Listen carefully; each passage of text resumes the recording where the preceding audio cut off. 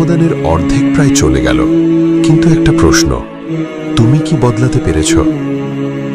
মনে আছে প্রথম রোজার দিনে আমরা কত পরিকল্পনা করেছিলাম? কুরআন শেষ করব বলেছিলাম, 5 ওয়াক্ত নামাজ মিস করব না, গীবত ছেড়ে দেব, রাগ নিয়ন্ত্রণ করব। কিন্তু আজ সেই প্রতিজ্ঞাগুলো কোথায় হারিয়ে গেছে? রমাদান কি শুধু ক্ষুধা আর তৃষ্ণার নাম? না, এটা নফসকে আল্লাহ ভীরু করার মাস, এটা হৃদয় পরিষ্কার করার মাস, এটা তাকওয়া অর্জনের মাস, এটা আল্লাহর পথে ফিরে আসার এক বিশেষ সুযোগ।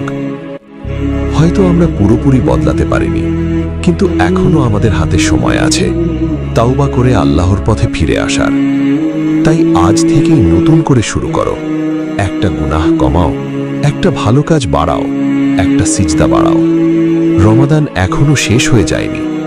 এই সুযোগ হয়তো জীবনে আর আসবে না। আগামী রমাদান আসবে, কিন্তু তখন তুমি থাকবে তার নিশ্চয়তা কোথায়? যদি এই কথাগুলো তোমার হৃদয়ে লাগে, তাহলে ভিডিওটা শেয়ার করো, হয়তো কারো বদলে যাওয়ার কারণ হবে। তুমি দেখছো